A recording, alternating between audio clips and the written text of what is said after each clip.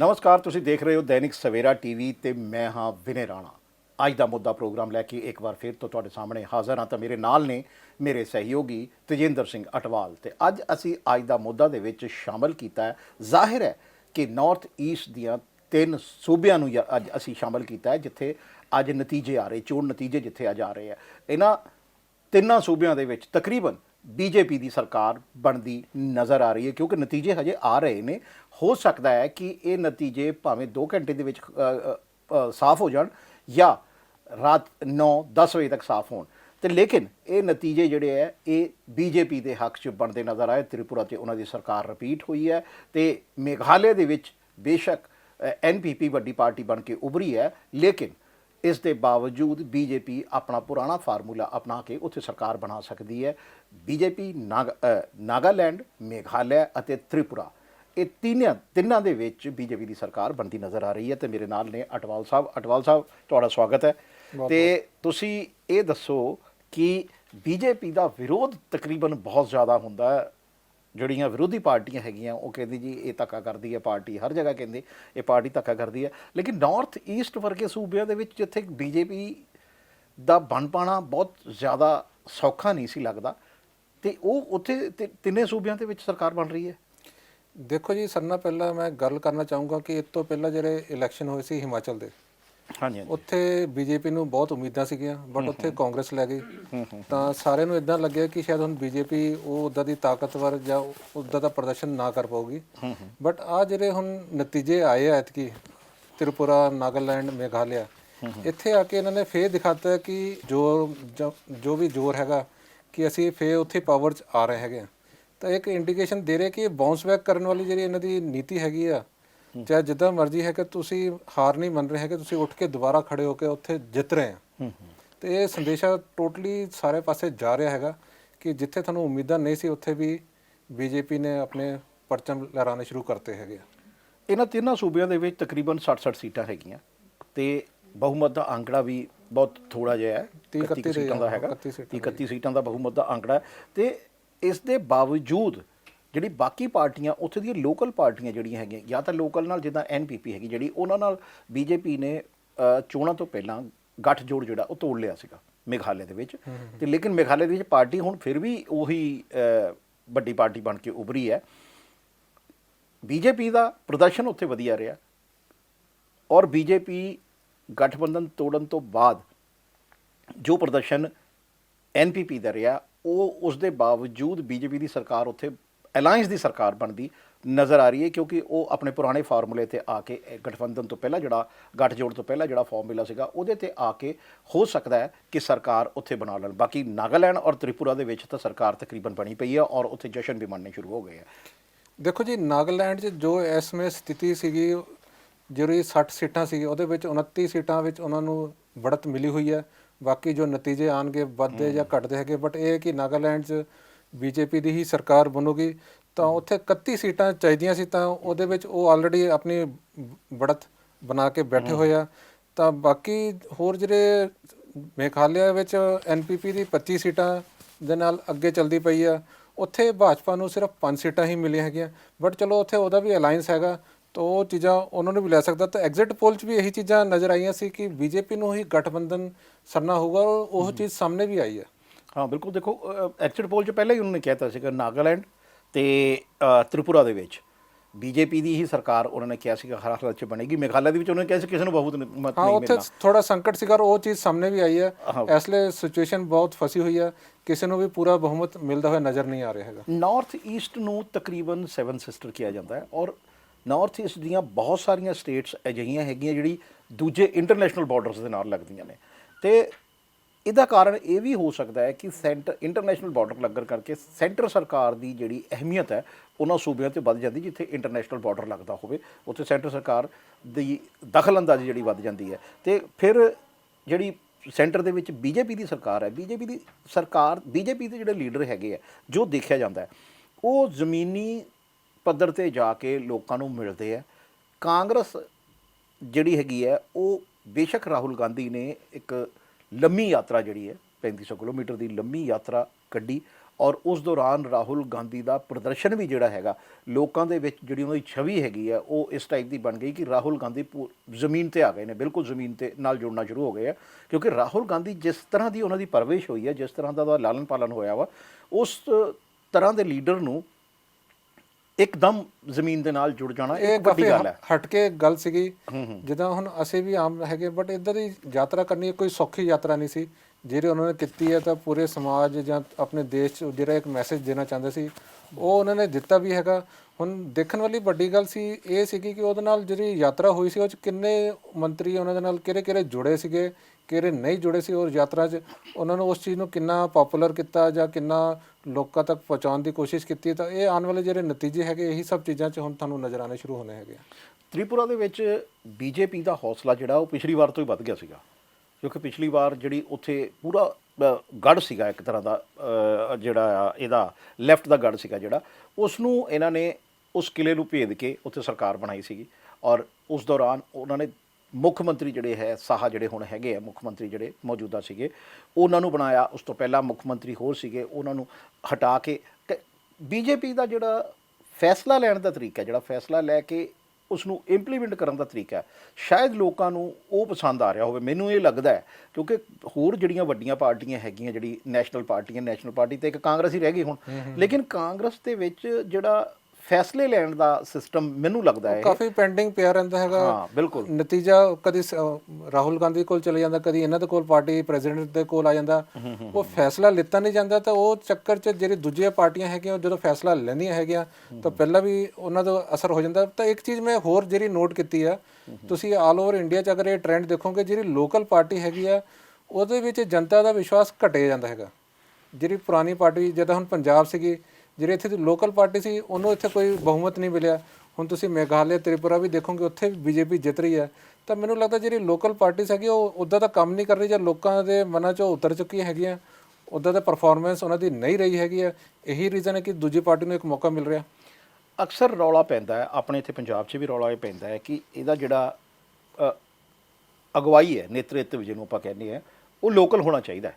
ਜਿਸ ਸੂਬੇ ਦੇ ਵਿੱਚ ਸਰਕਾਰ ਚੱਲ ਰਹੀ ਉਸ ਸੂਬੇ ਦੇ ਵਿੱਚ ਨੇਤਰਤਵ ਹੋਣਾ ਚਾਹੀਦਾ।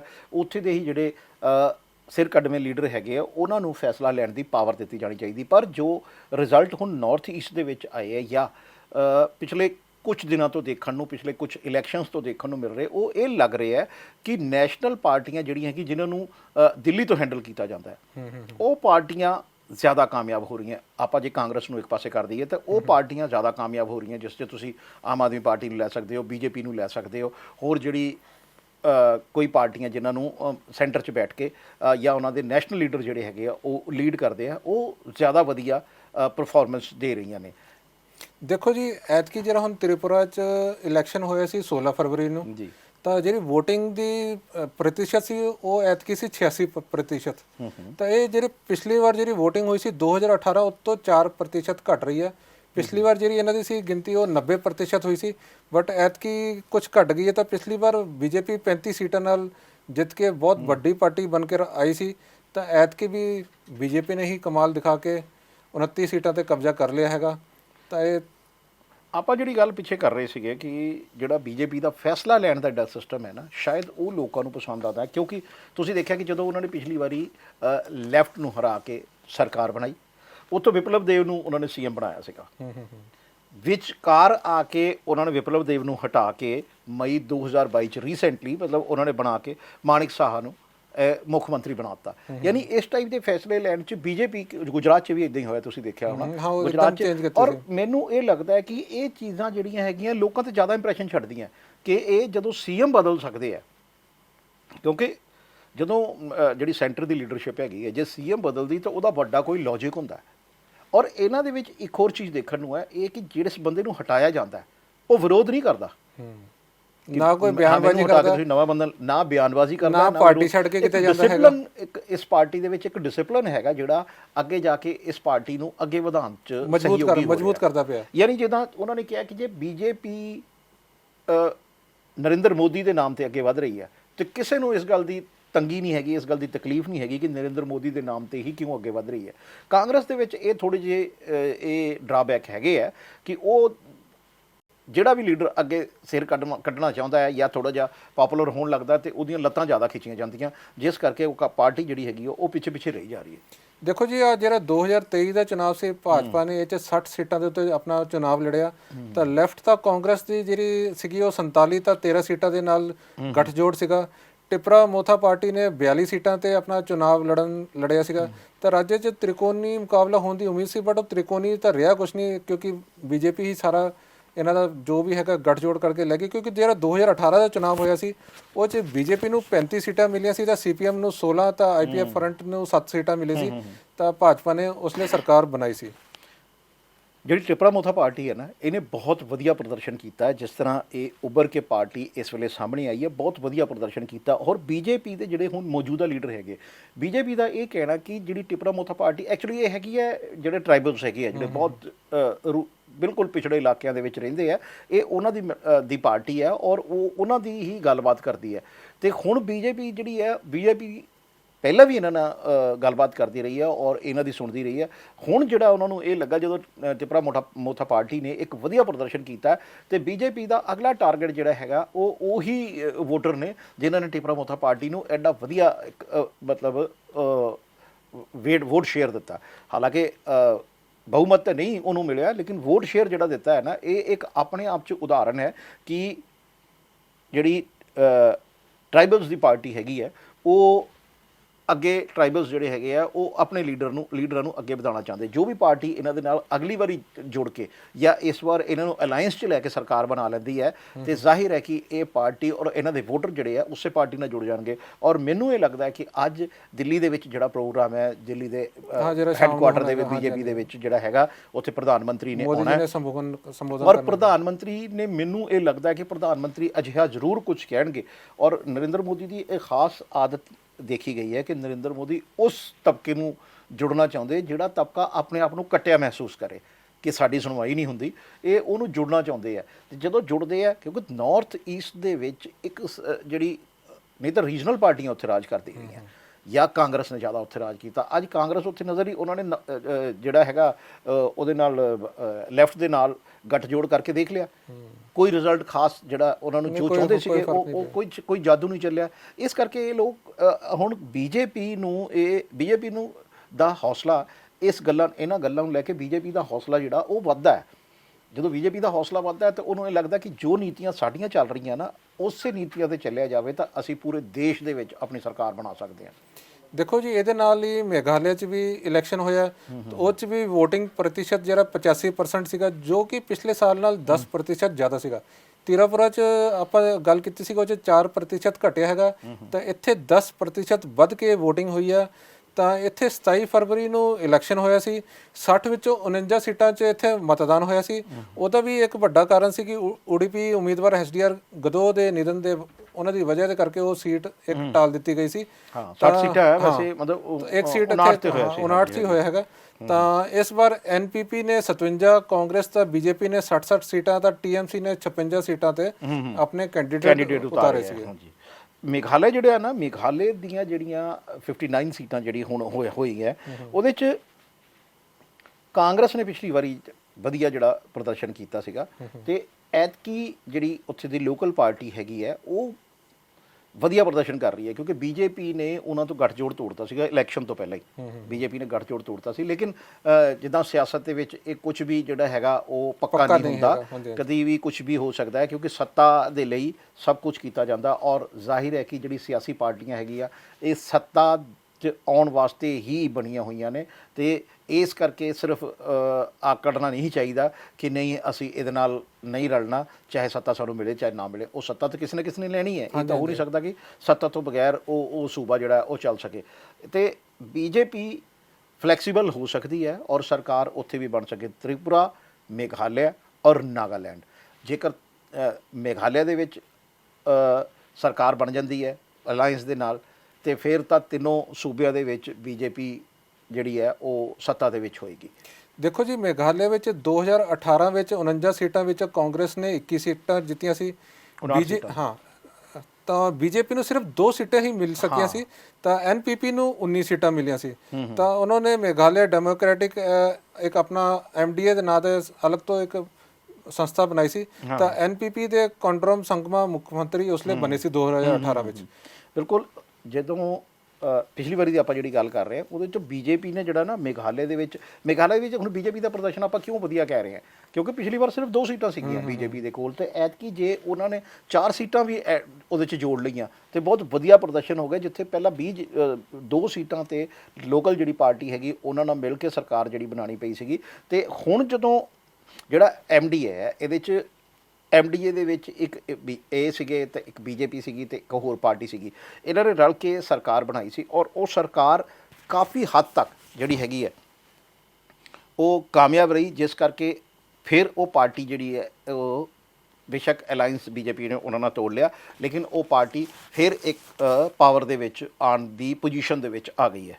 ਦੇਖੋ ਜੀ ਨਾਗਾਲੈਂਡ 'ਚ ਵੀ ਐਤਕੀ 85% ਵੋਟਿੰਗ ਹੋਈ ਹੈ। 16 ਜ਼ਿਲ੍ਹਿਆਂ ਵਿੱਚ 60 ਸੀਟਾਂ ਵਿੱਚ 49 ਸੀਟਾਂ ਤੇ ਉਹਨਾਂ ਨੇ 27 ਫਰਵਰੀ ਨੂੰ 85% ਵੋਟਿੰਗ ਨਾਲ ਉੱਥੇ ਜਨਤਾ ਨੇ ਵੋਟ ਕੀਤੀ ਸੀ।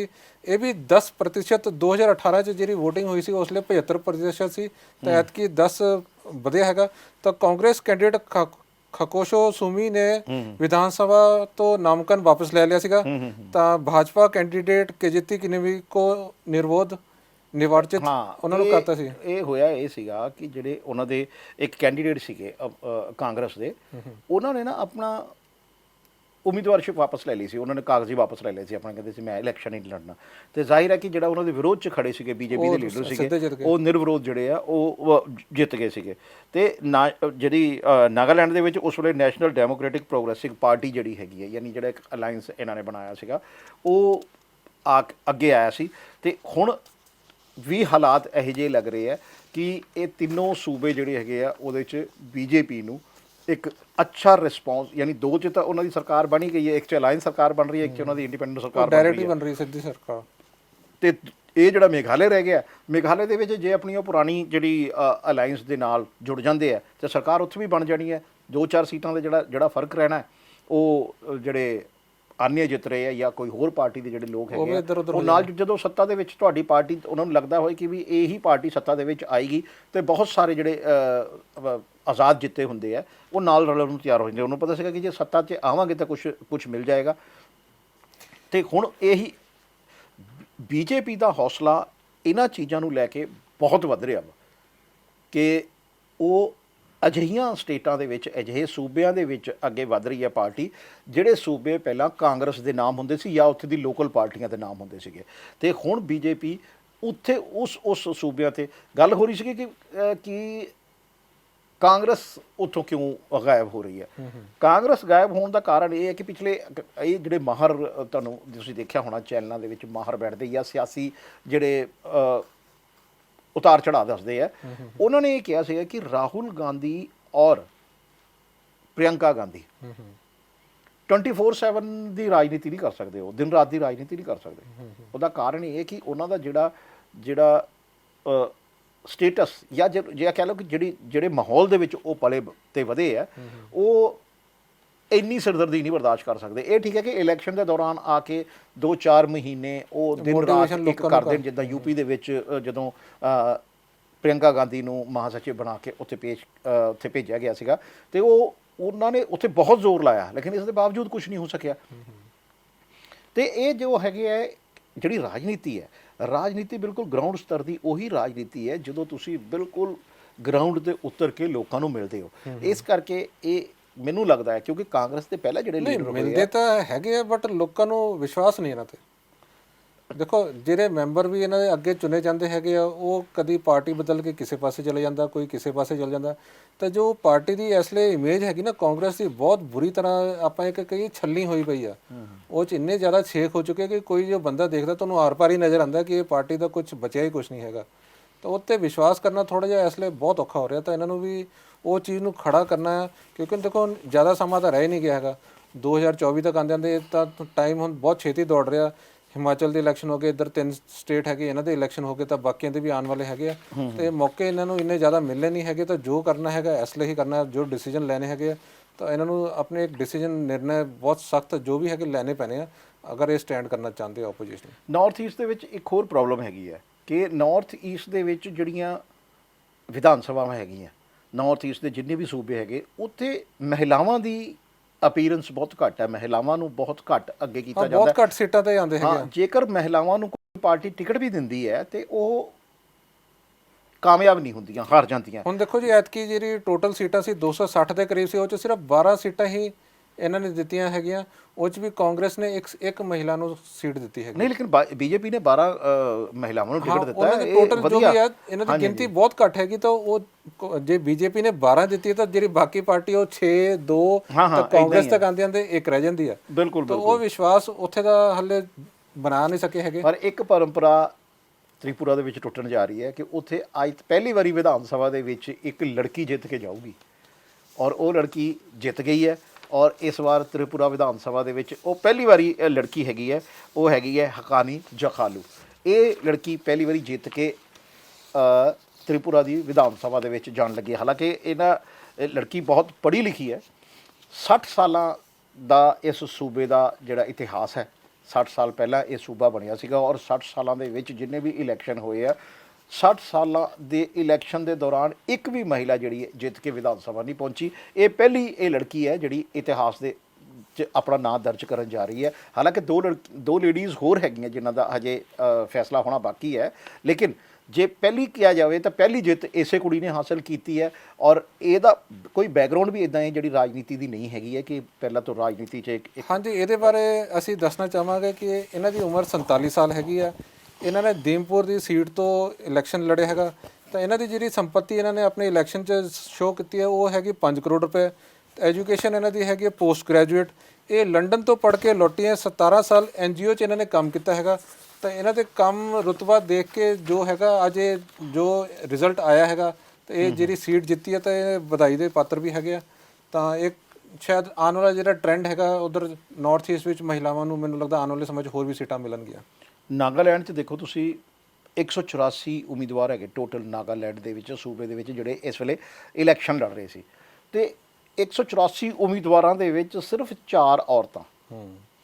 ਕਿੱਡੀ ਅਜੀਬ ਜਿਹੀ ਗੱਲ ਹੈ ਇਹ ਕਿ ਸਿਰਫ 4 ਔਰਤਾਂ ਨਾਗਾਲੈਂਡ ਦੇ ਵਿੱਚ ਇਲੈਕਸ਼ਨ ਲੜ ਰਹੀਆਂ। ਇਹ ਬੜਾ ਜਦਕਿ ਨਾਰਥ ਈਸਟ ਦੇ ਵਿੱਚ ਮੇਘਾਲਿਆ ਇੱਕ ਇੱਦਾਂ ਦੀ ਜਗ੍ਹਾ ਹੈਗੀ ਹੈ ਜਿੱਥੇ ਦੇਸ਼ 'ਚ ਸਭ ਤੋਂ ਵੱਧ ਔਰਤਾਂ ਨੂੰ ਅਧਿਕਾਰ ਹੈਗੇ ਆ। ਪਾਵਰ ਉੱਥੇ ਜ਼ਿਆਦਾ ਹੈਗੀ ਆ। ਹਾਂ, ਔਰਤਾਂ ਨੂੰ ਅਧਿਕਾਰ ਹੈਗੇ ਸਭ ਤੋਂ ਜ਼ਿਆਦਾ। ਔਰ ਉੱਥੇ ਦੀ ਜਿਹੜੀ ਲੋਕਲ ਪਰੰਪਰਾ ਵੀ ਇੱਦਾਂ ਦੀ ਹੈਗੀ ਹੈ ਕਿ ਲੜਕੀਆਂ ਨੂੰ ਉੱਥੇ ਅੱਗੇ ਕੀਤਾ ਜਾਂਦਾ ਹੈ। ਲੜਕੀਆਂ ਦੇ ਨਾਮ ਜ਼ਮੀਨ ਜਾਇਦਾਦ ਜਿਹੜੀ ਆ ਉਹ ਲੜਕੀਆਂ ਦੇ ਨਾਮ ਹੁੰਦੀ ਹੈ। ਔਰ ਲੜਕੀ ਨੂੰ ਹੀ ਜਿਹੜੀ ਸਭ ਤੋਂ ਪਰਿਵਾਰ ਦੀ ਛੋਟੀ ਬੇਟੀ ਹੁੰਦੀ ਹੈ ਉਹਦੇ ਨਾਂ ਜ਼ਮੀਨ ਜਾਇਦਾਦ ਜਿਹੜੇ ਉੱਥੇ ਦੇ ਬਜ਼ੁਰਗ ਕਰਦੇ ਆ, ਉਹ ਸਿਰਫ ਇਸੇ ਕਰਕੇ ਕਰਦੇ। ਇਹ ਉਹਨਾਂ ਦਾ ਮੰਨਣਾ ਹੈ ਕਿ ਅਸੀਂ ਇਹ ਕੰਮ ਇਸ ਕਰਕੇ ਕਰਦੇ ਆ ਕਿ ਸਾਡੇ ਜੀਵਨ ਤੱਕ ਇਹ ਸਾਡੇ ਨਾਲ ਰਹੇਗੀ। ਇਹ ਅਲੱਗ ਪਰੰਪਰਾ ਹੈ ਇੱਕ ਉੱਥੇ ਦੀ। ਔਰ ਇਸ ਨੂੰ ਕਿਉਂਕਿ ਲੋਕਲ ਉੱਥੇ ਦੇ ਲੋਕਾਂ ਦੀ ਕੀ ਸੋਚ ਹੈ ਕਿ ਨਹੀਂ, ਇਸ ਸਭ ਤੋਂ ਜ਼ਿਆਦਾ ਪਾਵਰ ਹੋਣ ਦੇ ਬਾਵਜੂਦ ਨਾਰਥ ਈਸਟ ਦੇ ਵਿੱਚ ਮਹਿਲਾਵਾਂ ਨੂੰ ਰਾਜਨੀਤੀ ਦੇ ਵਿੱਚ ਉਹ ਜਿਹੜਾ ਦਰਜਾ ਨਹੀਂ ਦਿੱਤਾ ਜਾਂਦਾ ਜਿਹੜਾ ਬਾਕੀ ਸਟੇਟਾਂ ਦੇ ਵਿੱਚ ਮਿਲਦਾ ਹੈ। ਦੇਖੋ ਜੀ, ਇੱਥੇ ਜਿਹੜੇ ਮੇਘਾਲਿਆ 'ਚ ਹੈਗਾ ਉਹ ਪਰਿਵਾਰ ਦਾ ਜਿਹੜਾ ਮੁਖੀਆ ਹੈਗਾ ਉੱਥੇ ਉਹ ਕੁੜੀਆਂ ਨੂੰ ਬਣਾਉਂਦੇ ਹੈਗੇ ਜੀ। ਤਾਂ ਉਹਨਾਂ ਦੀ ਸੋਚ ਥੋੜੀ ਅਲੱਗ ਹੈਗੀ। ਉਹ ਇੱਥੇ ਜਿਹੜੇ ਮੁੰਡੇ ਹੈਗੇ ਉਹ ਵਿਆਹ ਕਰਕੇ ਉਹਨਾਂ ਨੂੰ ਆਪਣੀ ਜਿਹੜੀ ਪਤਨੀ ਹੈਗੀ ਉਹਦੇ ਘਰ ਜਾ ਕੇ ਰਹਿਣਾ ਪੈਂਦਾ, ਉਹ ਆਪਣੇ ਘਰ ਨਹੀਂ ਰਹਿੰਦੇ ਹੈਗੇ। ਹਾਂ, ਬਿਲਕੁਲ। ਹੋਰ ਉਹਦੇ ਬਾਅਦ ਜਿਹੜਾ ਉਹਨਾਂ ਦਾ ਜਿਹੜਾ ਸਰਨੇਮ ਹੈਗਾ ਉਹ ਵੀ ਉਹਨਾਂ ਦੀ ਵਾਈਫ ਦੇ ਨਾਮ ਤੇ ਹੀ ਹੁੰਦਾ ਹੈਗਾ। ਤਾਂ ਇਹ ਟ੍ਰੈਡੀਸ਼ਨ ਥੋੜਾ ਜਿਹਾ ਬਾਕੀ ਜਿਹੜਾ ਪੂਰਾ ਇੰਡੀਆ ਹੈਗਾ ਉਹਦੇ ਆਪੋਜ਼ਿਟ ਹੀ ਚੱਲਦਾ ਹੈਗਾ ਉੱਥੇ। ਹਾਂ, ਉਹਦੇ ਨਾਲ ਵੱਖਰਾ ਹੈ।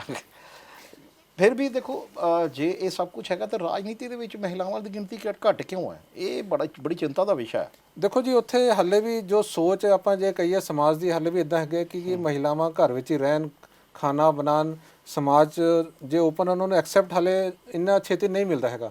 ਹੋ ਰਿਹਾ ਬਦਲਾਅ, ਬਟ ਹਾਲੇ ਵੀ ਦੇਖੋ 75 ਸਾਲ ਹੋ ਚੁੱਕੇ ਆ।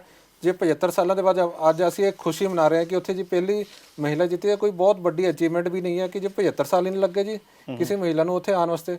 ਪਹਿਲਾਂ ਕਿਉਂ ਨਹੀਂ ਹੋਇਆ? ਆਜ਼ਾਦ ਹੋਏ ਨੂੰ ਤਾਂ ਆਪਾਂ ਨੂੰ 70 ਸਾਲ ਤੋਂ ਜ਼ਿਆਦਾ ਹੋ ਚੁੱਕੇ ਆ। ਤੇ ਇਹ ਕੋਈ ਵੱਡੀ ਅਚੀਵਮੈਂਟ ਨਹੀਂ ਹੈਗੀ। ਇਹ ਸਾਡੇ ਉੱਤੇ ਇੱਕ ਕੁਐਸਚਨ ਮਾਰਕ ਵੀ ਹੈ ਕਿ ਅਸੀਂ ਇੰਨਾ ਚਿਰ ਉਹਨਾਂ ਨੂੰ ਮੌਕਾ ਕਿਉਂ ਨਹੀਂ ਦਿੱਤਾ ਹੈਗਾ। ਉਹ ਤਾਂ 10 ਸਾਲ ਬਾਅਦ ਹੀ ਆ ਜਾਣੀ ਚਾਹੀਦੀਆਂ ਸੀ।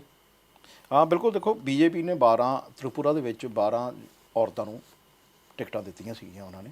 ਤੇ ਹੁਣ ਬੀਜੇਪੀ ਨੇ ਇਹ ਪਰੰਪਰਾ ਸ਼ੁਰੂ ਕੀਤੀ ਹੈ ਕਿ ਮਹਿਲਾਵਾਂ ਨੂੰ ਰਾਜਨੀਤੀ ਦੇ ਵਿੱਚ ਵੀ ਅੱਗੇ ਵਧਾਇਆ ਜਾਵੇ ਉੱਥੇ। ਕਿਉਂਕਿ ਜਿਹੜੀ ਲੜਕੀ ਇਹ ਜਿੱਤੀ ਹੈ, ਜਿਹੜੀ ਲੜਕੀ ਹੁਣ ਜਿੱਤ ਕੇ ਸਭ ਤੋਂ ਪਹਿਲਾਂ ਆਈ ਹੈ, ਕੋਈ ਬਹੁਤ ਜ਼ਿਆਦਾ ਉਮਰ ਵੀ ਨਹੀਂ ਹੈ ਔਰ ਬੜੀ ਪੜ੍ਹੀ ਲਿਖੀ ਹੈ ਔਰ NGO ਚਲਾਉਂਦੀ ਰਹੀ ਹੈ 17 ਸਾਲ NGO ਚਲਾਇਆ ਉਹਨੇ। ਹਸਬੈਂਡ ਜਿਹੜੇ ਹੈਗੇ ਆ ਉਹ ਕੰਟਰੈਕਟਰ ਹੈਗੇ ਆ, ਕਿਉਂਕਿ ਘਰੋਂ ਥੋੜਾ ਜਦੋਂ ਤੁਹਾਨੂੰ ਸਪੋਰਟ ਹੋਵੇ, ਘਰੋਂ ਤੁਹਾਨੂੰ ਪੈਸਾ ਹੋਵੇ, ਬਹੁਤ ਵੱਡਾ ਕਹਿੰਦੇ ਉੱਥੇ ਬੰਗਲਾ ਹੈ ਉਹਨਾਂ ਦਾ, ਬਹੁਤ ਵੱਡਾ ਬੰਗਲਾ ਹੈ, ਗਨਮੈਨ ਵਗੈਰਾ ਸਭ ਕੁਝ ਉਹਨਾਂ ਨੂੰ ਮਿਲੇ ਹੋਏ ਆ, ਕਿਉਂਕਿ ਜਿਹੜੇ ਹਸਬੈਂਡ ਹੈਗੇ ਉਹ ਪਾਵਰਫੁਲ ਹੈ, ਆਪ ਵੀ ਪੜ੍ਹੀ ਲਿਖੀ ਹੈ, ਔਰ ਉਹਦੇ ਨਾਲ NGOs ਦੇ ਨਾਲ। ਉੱਥੇ ਜਦੋਂ ਤੁਸੀਂ ਨਾਰਥ ਈਸਟ ਵਰਗੀ ਸਟੇਟ ਦੇ ਵਿੱਚ ਤੁਸੀਂ ਕੋਈ NGO ਚਲਾਉਂਦੇ ਹੋ ਤਾਂ ਉੱਥੇ ਸਟਰਗਲ ਜਿਹੜਾ ਹੈਗਾ ਉਹ ਹੋਰ ਸਟੇਟਸ ਦੇ ਮੁਕਾਬਲੇ ਜ਼ਿਆਦਾ ਕਰਨਾ ਪੈਂਦਾ, ਔਰ ਖਾਸ ਕਰ ਜੇ ਕੋਈ ਇੱਕ ਲੜਕੀ ਜਾਂ ਕੋਈ ਮਹਿਲਾ ਜੇ ਉਸ NGO ਨੂੰ ਚਲਾ ਰਹੀ ਹੋਵੇ, ਔਰ NGO ਦੇ ਲਈ ਬਹੁਤ ਕੁਝ ਚਾਹੀਦਾ ਹੁੰਦਾ ਲੋਕਾਂ ਨੂੰ, ਔਰ ਇੱਕ ਮਹਿਲਾ ਦੇ ਲਈ, ਹਾਲਾਂਕਿ ਉਹਨਾਂ ਦੇ ਪਤੀ ਜਿਹੜੇ ਆ ਉਹ ਕੰਟਰੈਕਟਰ ਹੈਗੇ ਆ ਅਤੇ ਉਹ ਵੀ ਘਰੋਂ ਵੀ ਥੋੜ੍ਹੀ ਸੌਖੀ ਹੈਗੀ ਹੈ, ਅਤੇ ਇਸ ਦੇ ਬਾਵਜੂਦ ਉਹ ਜਦੋਂ ਲੋਕਾਂ ਦੇ ਲਈ ਅੱਗੇ ਵਧਦੀ ਤੇ ਸ਼ਾਇਦ ਉਸੇ ਦਾ ਨਤੀਜਾ ਇਹ ਹੈ ਕਿ ਉਹਨਾਂ ਨੇ ਰਾਜਨੀਤੀ 'ਚ ਆਉਂਦਿਆਂ ਹੀ ਮਤਲਬ ਇੱਕ ਆਪਣਾ ਝੰਡਾ ਗਾੜ ਦਿੱਤਾ ਔਰ ਜਿੱਤ ਜਿਹੜੀ ਹੈ ਹਾਸਲ ਕਰ ਲਈ। ਦੇਖੋ ਜੀ, NPP ਨੇ ਐਤਕੀ 6 ਮਹਿਲਾ ਨੂੰ ਟਿਕਟਾਂ ਦਿੱਤੀਆਂ ਸੀ। ਹਾਲਾਂਕਿ ਇਸ ਵਾਰ ਜਿਹੜੀ ਕੁੱਲ ਸੀਟਾਂ ਹੈਗੀਆਂ ਉਹ 36 ਹੈਗੀਆਂ ਜੀ। 36 ਜਿਹੜੀ ਮਹਿਲਾਵਾਂ ਹੈਗੀਆਂ ਉਹ ਉਮੀਦਵਾਰ ਸੀਗੀਆਂ। 2018 ਦੀ ਜੇ ਗੱਲ ਕਰੀਏ ਤਾਂ ਉਸ ਲਈ 32 ਸੀ, ਤਾਂ ਹੁਣ 36 ਹੈਗੀ, ਤਾਂ ਉਹ 'ਚ 4 ਸੀਟਾਂ ਤੇ ਵਧੋਤਰੀ ਹੋਈ ਆ। ਤਾਂ 2013 ਦੀ ਗੱਲ ਕਰੀਏ ਤਾਂ ਉਸ ਲਈ ਸਿਰਫ 24 ਸੀਟਾਂ ਹੀ ਮਹਿਲਾਵਾਂ ਕੋਲ ਸੀ, ਤਾਂ ਉਹਦੇ ਹਿਸਾਬ ਨਾਲ ਤਾਂ ਦੇਖੀਏ ਤਾਂ ਥੋੜਾ ਬਹੁਤ ਇਹਨਾਂ ਦੀ ਗਿਣਤੀ ਵੱਧ ਰਹੀ ਹੈ। ਚਲੋ, ਯਾਨੀ 10 ਸਾਲਾਂ ਦੇ ਵਿੱਚ ਜਿਹੜੀ ਗਿਣਤੀ 10 ਮਹਿਲਾਵਾਂ ਦੀ ਵੱਧ ਗਈ, 10 ਦੇ ਕਰੀਬ 9 ਮਹਿਲਾਵਾਂ ਜਿਹੜੀਆਂ ਵੱਧ ਗਈਆਂ, ਤੇ ਹੌਲੀ ਹੌਲੀ ਕਰਕੇ, ਕਿਉਂਕਿ ਜੇ BJP ਦੀ ਜਿਹੜੀ ਸੋਚ ਹੈ ਨਾ, ਮੈਨੂੰ ਇਹ ਲੱਗਦਾ ਕਿ BJP ਦੀ ਜਿਹੜੀ ਸੋਚ ਹੈਗੀ ਹੈ ਉਹ ਉਹਨਾਂ ਨੂੰ ਇਹ ਲੱਗਦਾ ਹੈ ਕਿ ਜਦੋਂ ਇਹ ਗੈਪ ਜਿਹੜਾ ਹੈ, ਕਿਉਂਕਿ ਤੁਸੀਂ ਜਿੰਨੇ ਵੀ ਡਿਵੈਲਪ ਕੰਟਰੀਜ਼ ਹੈਗੀਆਂ, ਵੱਡੀਆਂ ਜਿੰਨੀਆਂ ਵੀ ਕੰਟਰੀਜ਼ ਹੈਗੀਆਂ, ਔਰ ਜਿਹੜੀਆਂ ਹੁਣ ਜਿਨ੍ਹਾਂ ਨੂੰ ਹੁਣ ਡਿਵੈਲਪਮੈਂਟ ਦੀ ਚਿੰਤਾ ਨਹੀਂ ਹੈਗੀ, ਉਸ ਕੰਟਰੀ 'ਚ ਤੁਸੀਂ ਦੇਖੋ ਕਿ ਲੜਕਾ ਲੜਕੀ ਦੇ ਵਿੱਚ ਕੋਈ ਫਰਕ ਹੀ ਨਹੀਂ ਹੈ। ਉੱਥੇ ਦੀਆਂ ਜਿਹੜੀਆਂ ਵੱਡੀ ਲੀਡਰਸ ਹੈਗੀਆਂ ਕਈ ਉਹ ਮਹਿਲਾਵਾਂ ਨੇ। ਹੁਣ ਅਮਰੀਕਾ 'ਚ ਤੁਸੀਂ ਦੇਖੋ, ਅਮਰੀਕਾ ਦੇ ਵਿੱਚ ਹੁਣ ਜਦੋਂ ਪ੍ਰੈਜ਼ੀਡੈਂਟ ਇਲੈਕਸ਼ਨ ਹੋਣੇ ਆ ਤਾਂ ਉਹਦੇ 'ਚ ਭਾਰਤੀ ਮੂਲ ਦੀਆਂ 2 ਮਹਿਲਾਵਾਂ ਆਮੋ ਸਾਹਮਣੇ ਨੇ, ਜਿਹੜੀਆਂ ਉੱਥੇ ਦੀਆਂ ਤਾਂ ਹੈਗੀਆਂ, ਯਾਨੀ ਉਹ ਕਿਸੇ ਹੋਰ ਦੇਸ਼ ਤੋਂ ਆਈਆਂ ਮਹਿਲਾਵਾਂ ਜਿਹੜੀਆਂ ਹੈਗੀਆਂ ਉਹਨਾਂ ਨੂੰ ਵੀ ਇਸ ਹੱਦ ਤੱਕ ਖੁੱਲ੍ਹਾਪਨ ਦਿੰਦੇ ਆ ਕਿ ਉਹ ਕੁਝ ਵੀ ਕਰ ਸਕਣ। ਦੇਖੋ ਜੀ, ਤ੍ਰਿਪੁਰਾ 'ਚ BJP ਨੇ 12 ਮਹਿਲਾਵਾਂ ਨੂੰ ਸੀਟਾਂ ਦਿੱਤੀਆਂ ਸੀ। ਤ੍ਰਿਪੁਰਾ 'ਚ ਕੁੱਲ ਜਿਹੜੇ ਵੋਟਰ ਸੰਖਿਆ ਸੀ ਉਹ 28 ਲੱਖ ਸੀਗੇ, ਉਹ 'ਚ 13 ਲੱਖ ਤਾਂ 14 ਲੱਖ ਦੇ ਕਰੀਬ ਮਹਿਲਾਵਾਂ, ਤਾਂ 14,14,000 ਪੁਰਸ਼ ਹੈਗੇ, ਤਾਂ ਦੋਨੋਂ ਦੀ ਸੰਖਿਆ ਬਰਾਬਰ ਹੀ ਆ, ਤਕਰੀਬਨ ਬਰਾਬਰ। ਤਾਂ ਉੱਥੇ ਇਦਾਂ ਦਾ ਕੁਝ ਨਹੀਂ ਹੈਗਾ ਕਿ ਆਪਾਂ ਕਹੇ ਕਿ ਮਹਿਲਾਵਾਂ ਘੱਟ ਜਾਂ ਪੁਰਸ਼। ਇਸੇ ਗੱਲ ਨੂੰ ਲੈ ਕੇ ਹੀ ਤਾਂ ਇੱਕ ਸਵਾਲ ਖੜੇ ਹੁੰਦੇ ਆ ਨਾ ਕਿ ਜਦੋਂ ਵੋਟਰ ਗਿਣਤੀ ਇੱਕੋ ਜਿਹੀ ਹੈ ਤਕਰੀਬਨ, ਤੇ ਉਮੀਦਵਾਰ ਇੱਕੋ ਜਿਹੇ ਕਿਉਂ ਨਹੀਂ? 60 ਸੀਟਾਂ ਹੈਗੀਆਂ ਨਾ, ਹਰ ਪਾਰਟੀ ਨੂੰ 60 ਸੀਟਾਂ ਵਾਸਤੇ ਉਮੀਦਵਾਰ ਖੜੇ ਕਰਨੇ ਆ, ਤੇ ਜੇ ਤੁਸੀਂ 50 ਸੀਟਾਂ ਦੇ ਬੰਦੇ ਖੜੇ ਕਰ ਰਹੇ ਹੋ ਤਾਂ 10 ਵੀ ਨਹੀਂ ਮਤਲਬ ਔਰਤਾਂ ਖੜੀ ਕਰ ਰਹੇ। ਲੇਕਿਨ BJP ਨੇ ਇਹ ਪਰੰਪਰਾ ਨੂੰ ਤੋੜਿਆ। BJP ਨੇ ਤ੍ਰਿਪੁਰਾ ਦੇ ਵਿੱਚ 12 ਸੀਟਾਂ 12 ਜਿਹੜੀਆਂ ਮਹਿਲਾਵਾਂ ਨੂੰ ਟਿਕਟਾਂ ਦਿੱਤੀਆਂ, ਔਰ ਇਹ ਵੱਡੀ ਗਿਣਤੀ ਹੈ। ਅੱਗੇ ਜਦੋਂ ਇਹ ਵਧਿਆ ਜਾਊਗਾ, ਜੇ 60 ਦੇ ਵਿੱਚੋਂ ਤੁਸੀਂ 25 ਵੀ ਮਹਿਲਾਵਾਂ ਨੂੰ ਮਤਲਬ ਟਿਕਟ ਦਿੰਦੇ ਹੋ, ਤੇ ਜ਼ਾਹਿਰ ਹੈ ਕਿ ਜੇ 25 ਮਹਿਲਾਵਾਂ ਨੂੰ ਤੁਸੀਂ ਟਿਕਟ ਦਿੰਦੇ ਹੋ ਤਾਂ ਘੱਟੋ ਘੱਟ 17-18 ਤੇ ਜਿੱਤ ਕੇ ਵਿਧਾਨ ਸਭਾ 'ਚ ਆਉਣਗੀਆਂ ਹੀ ਨਾ। ਤੇ ਇਹ ਚੀਜ਼ਾਂ ਇਸੇ ਨੂੰ ਕਿ ਜਿਸ ਸੂਬੇ ਦੇ ਵਿੱਚ ਵੋਟਰਾਂ ਦੀ ਗਿਣਤੀ ਮੇਲ ਫੀਮੇਲ ਤਕਰੀਬਨ ਬਰਾਬਰ ਹੈ, ਥੋੜ੍ਹਾ ਬਹੁਤ ਇਹ ਵੀ ਮਾੜਾ ਜਿਹਾ ਫਰਕ ਹੈ, ਤੇ ਕਿਉਂ ਨਹੀਂ ਉਹਨਾਂ ਸੂਬਿਆਂ ਦੇ ਵਿੱਚ ਉਮੀਦਵਾਰੀ ਜਿਹੜੀ ਹੈਗੀ ਆ ਉਹ ਮਹਿਲਾਵਾਂ ਦੀ ਵਧਾਈ ਜਾਂਦੀ? ਇਹ ਸਵਾਲ ਜਿਹੜੇ ਉੱਥੇ ਉੱਠ ਕੇ ਖੜੇ ਹੁੰਦੇ ਆ। ਔਰ ਨਾਰਥ ਈਸਟ ਵਰਗੇ ਜਿਹੜੇ ਸੂਬੇ ਹੈਗੇ ਆ, ਜੇ ਉੱਥੇ ਮਹਿਲਾਵਾਂ ਨੂੰ ਅੱਗੇ ਵਧਾਇਆ ਜਾਵੇ, ਕਿਉਂਕਿ ਤੁਸੀਂ ਦੇਖਿਆ ਹੋਣਾ ਕਿ ਜਦੋਂ ਵੀ ਆਪਾਂ ਨਾਰਥ ਈਸਟ ਦੀ ਗੱਲ ਕਰਦੇ ਆ ਤਾਂ ਸਾਡੇ ਦਿਮਾਗ ਦੇ ਵਿੱਚ ਇੱਕ ਇਹ ਆਉਂਦਾ ਹੈ ਕਿ ਉਹ ਤਾਂ ਸੂਬੇ ਜਿਹੜੇ ਹੈਗੇ ਆ ਉਹ ਬੜੇ ਪਿਛੜੇ ਜਿਹੇ ਆ, ਕਿਉਂਕਿ ਜਿਹੜੀ ਤ੍ਰਿਪਾਮੋਤਾ ਜਿਹੜੀ ਪਾਰਟੀ ਹੈਗੀ, ਤੁਸੀਂ ਉਹ ਇਸ ਗੱਲ ਦੀ ਉਦਾਹਰਨ ਹੈਗੀ ਹੈ ਕਿ ਜਿਹੜੀ ਪਿਛੜਿਆਂ ਦੀ ਪਾਰਟੀ ਹੈ, ਜਿਹੜੀ ਟਰਾਈਬਲਸ ਦੀ ਪਾਰਟੀ ਹੈਗੀ ਹੈ, ਉਹਨੇ ਐਤਕੀ ਪ੍ਰਦਰਸ਼ਨ ਬਹੁਤ ਵਧੀਆ ਕੀਤਾ। ਇਹਦਾ ਮਤਲਬ ਇਹ ਹੈ ਕਿ ਉੱਥੇ ਦੇ ਲੋਕ ਇਹ ਚਾਹੁੰਦੇ ਆ ਕਿ ਸਾਡੇ ਜਿਹੜੇ ਲੀਡਰ ਹੈਗੇ ਆ ਉਹ ਅੱਗੇ ਵਧਣ, ਅੱਗੇ ਆਉਣ, ਤਾਂ ਕਿ ਅਸੀਂ ਵੀ ਸਿਆਸਤ ਦੇ ਵਿੱਚ ਆਪਣੀ ਨੁਮਾਇੰਦਗੀ ਦੇ ਸਕੀਏ। ਹੁਣ ਦੇਖੋ, ਕਾਂਗਰਸ ਦੀ ਨੇਤਾ ਅਰਚਨਾ ਗੌਤਮ ਦਾ ਇੱਕ ਬਿਆਨ ਆਇਆ ਸੀ, ਉਹਨਾਂ ਨੇ ਪ੍ਰਿਯੰਕਾ ਗਾਂਧੀ ਦੇ ਪ੍ਰਾਈਵੇਟ ਸੈਕਟਰੀ ਸੰਦੀਪ ਸਿੰਘ ਦੇ ਉੱਤੇ ਬੜੇ ਗੰਭੀਰ ਆਰੋਪ ਲਗਾਏ। ਇਹ ਬੜੀ ਅਜੀਬ ਜੀ ਗੱਲ ਹੈਗੀ ਹੈ ਕਿ ਜਦੋਂ ਅਜਿਹਾ ਕੋਈ ਆਰੋਪ ਲੱਗਦਾ ਹੈ ਤੇ ਕਾਂਗਰਸ ਹਾਈ ਕਮਾਂਡ ਜਿਹੜਾ ਹੈਗਾ ਉਹਨੂੰ ਕੋਈ ਬਹੁਤ ਸੀਰੀਅਸਲੀ ਨਹੀਂ ਲੈਂਦਾ। ਇਹ ਜਿਹੜਾ ਅਧਿਵੇਸ਼ਨ ਇਹਨਾਂ ਦਾ ਹੋਇਆ ਤੇ ਉਹਦੇ 'ਚ ਹੋ ਕੇ ਆਈ ਹੈ ਇਹ ਲੜਕੀ, ਮੇਰਠ ਦੀ ਲੀਡਰ ਹੈਗੀ ਹੈ, ਔਰ ਅੱਛੀ ਲੀਡਰ ਹੈ, ਔਰ ਬਿਗ ਬੌਸ 'ਚ ਵੀ ਇਹ ਗਈ ਸੀਗੀ।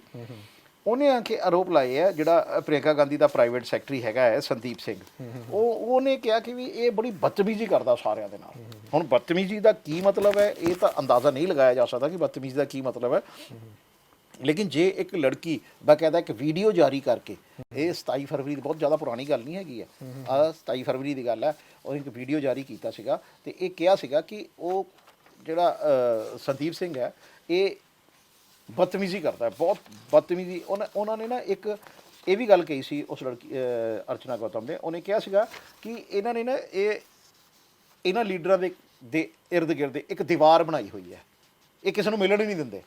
ਇਹਨਾਂ ਨੂੰ ਇਹ ਲੱਗਦਾ ਜਾਂ ਤਾਂ ਇਹ ਆਪਣੇ ਆਪ ਨੂੰ ਲੈ ਕੇ ਸਿਕਿਉਰ ਨਹੀਂ ਹੈਗੇ, ਤਾਂ ਜਾਂ ਇਹ ਉਸ ਲੀਡਰ ਨੂੰ ਨਹੀਂ ਚਾਹੁੰਦੇ ਕਿ ਉਹ ਇੱਕ ਆਮ ਕਾਰਜਕਰਤਾ ਤੋਂ ਮਿਲੇ, ਤੇ ਉਹ ਲੀਡਰ ਹੀ ਕੀ ਜਿਹੜਾ ਆਮ ਕਾਰਜਕਰਤਾ ਨੂੰ ਨਹੀਂ ਮਿਲਦਾ। ਲੋਕਲ ਪਾਰਟੀਆਂ ਕਾਮਯਾਬ ਕਿਉਂ ਹੁੰਦੀਆਂ? ਲੋਕਲ ਪਾਰਟੀਆਂ ਕਾਮਯਾਬ ਸਿਰਫ ਇਸੇ ਕਰਕੇ ਹੁੰਦੀਆਂ ਕਿ ਉਹ ਬਿਲਕੁਲ ਜ਼ਮੀਨੀ ਸਤਰ 'ਤੇ ਲੋਕਾਂ ਨਾਲ ਜੁੜੀਆਂ ਹੁੰਦੀਆਂ, ਇਸੇ ਕਰਕੇ ਲੋਕ ਵੀ ਉਹਨਾਂ 'ਤੇ ਭਰੋਸਾ ਕਰਦੇ। ਜਦੋਂ ਤੁਸੀਂ ਕੋਈ ਲੀਡਰ, ਤੁਸੀਂ ਪ੍ਰਕਾਸ਼ ਸਿੰਘ ਬਾਦਲ ਨੂੰ ਲੈ ਲਓ, ਪ੍ਰਕਾਸ਼ ਸਿੰਘ ਬਾਦਲ ਨੇ ਸਭ ਤੋਂ ਵੱਧ ਪੰਜਾਬ 'ਚ ਰਾਜ ਕੀਤਾ, 25 ਸਾਲ ਉਹਨਾਂ ਨੇ ਰਾਜ ਕੀਤਾ ਤੇ 5 ਵਾਰ CM ਰਹੇ ਨੇ।